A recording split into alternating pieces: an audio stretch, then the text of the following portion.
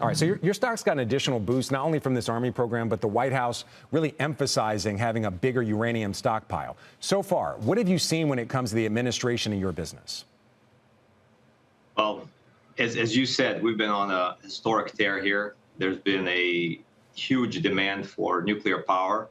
And as most of you viewers probably know, all of the reactors, almost all the reactors require uranium enrichment, and there's only 5 current enrichers in the world.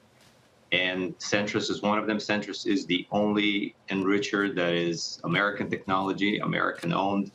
And I mean, every day we're hearing more and more demand is added to the nuclear infrastructure. So we're ready to serve. All right.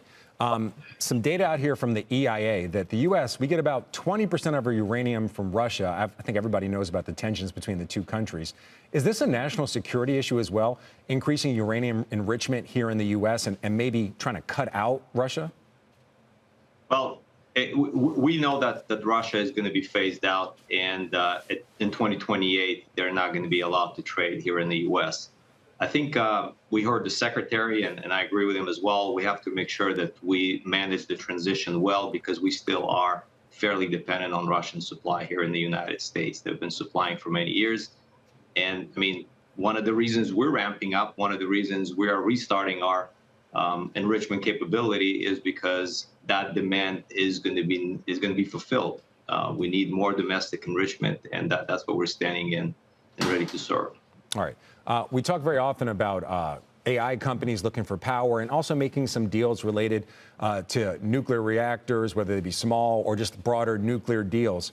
Outside of the AI trade, is there demand coming from other parts of the economy, other parts, outside of tech, I guess?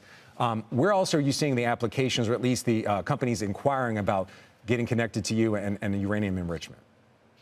I mean, outside of the data center and AI boom, just the general electrification of the grid is a huge demand. And as you know, nuclear power is available, reliable, and that's one of the reasons that you're seeing this huge growth. And,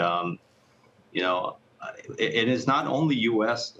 centric. I mean, we're seeing this all over the world. We're dealing with other countries that are stepping into nuclear again, or nuclear is new to them.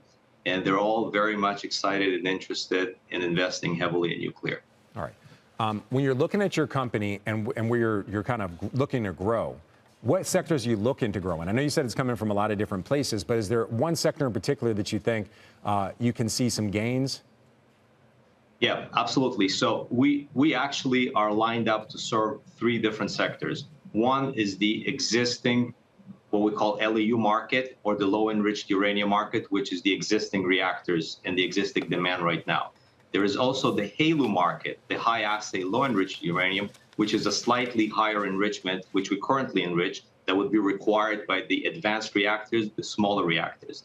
And we also stand ready to serve the national security market as well, which is up and coming. So we're positioning to be able to serve demand in all 3 markets. And we're making some heavy investments. We're planning to make some heavy investments into it.